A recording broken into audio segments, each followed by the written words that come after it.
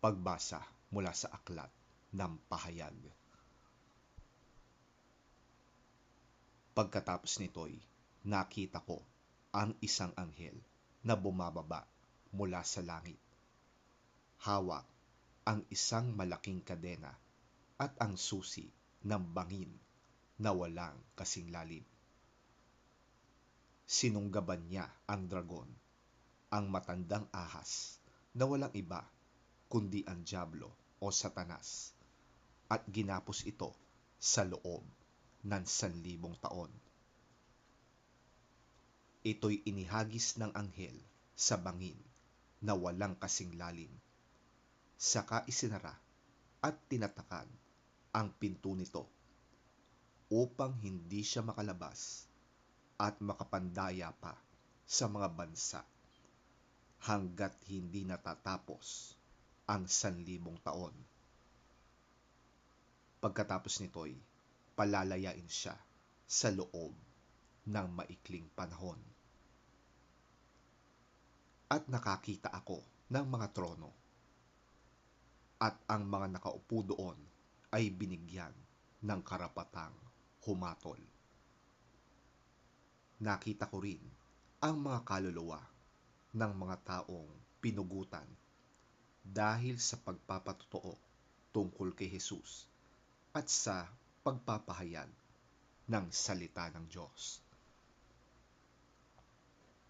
Hindi sila sumamba sa halimaw ni sa larawan nito, ni tumanggap man ng tatak ng halimaw sa kanilang noo o kamay. Binuhay sila upang magharing kasama ni Kristo sa loob ng 1,000 taon.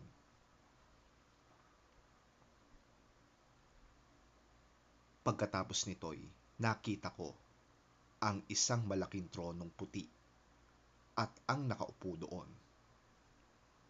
Naglaho ang lupa't langit sa kanyang harapan at hindi na nakita pang muli.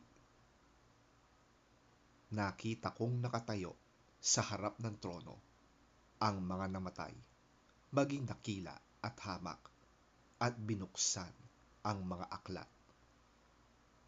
Binuksan ang isa pang aklat, ang aklat ng buhay. Hinatulan ang mga patay ayon sa kanilang ginawa, batay sa nakasulat sa mga aklat. Iniluwa ng dagat ang mga patay na naroroon. Iniluwa din ng kamatayan at ng daigdig ng mga patay ang mga nakalagak sa kanila. Hinatulan ang lahat ayon sa kanilang mga ginawa. Pagkatapos ay itinapon din sa lawa ng apoy ang kamatayan at ang daigdig ng mga patay.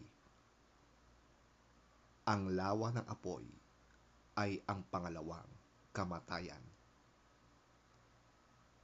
Itinapon sa lawa ng apoy ang sinumang hindi nakasulat ang pangalan sa aklat ng buhay.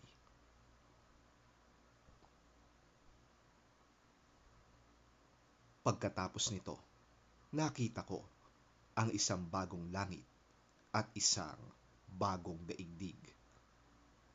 Wala na ang dating langit at daigdig. Wala na rin ang dagat.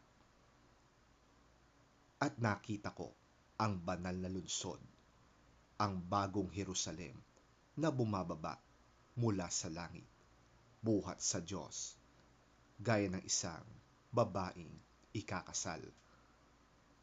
Maganda ang bihis at handa na siya sa pagsalubong sa lalaking kanyang mapapangasawa.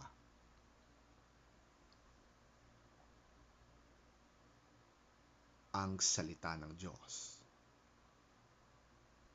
Salamat sa Diyos.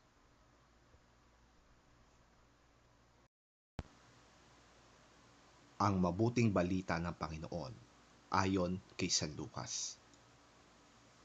Papuri sa iyo, Panginoon. At sinabi sa kanila ni Jesus ang isang talinhaga. Tingnan ninyo ang puno ng igos at iba pang punong kahoy. Kapag nagkakadahon na ito, alam ninyong malapit na ang tag-araw. Gayon din naman, kapag nakita ninyong nangyayari na ang mga sinabi ko, malalaman ninyong malapit na ang paghahari ng Diyos. Tandaan ninyo, magaganap ang lahat ng ito bago mamatay ang lahat ng taong nabubuhay sa salinlahing ito. Lilipas ang langit at ang lupa, ngunit ang aking mga salita ay mananatili magpakailanman.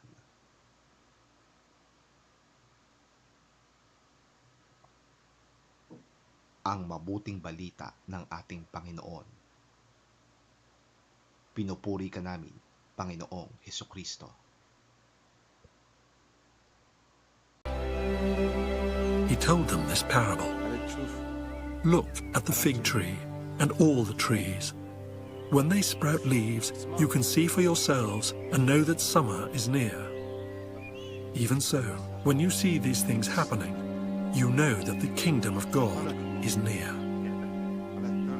Truly, I tell you, this generation will certainly not pass away until all these things have happened. Heaven and earth will pass away, but my words will never pass away.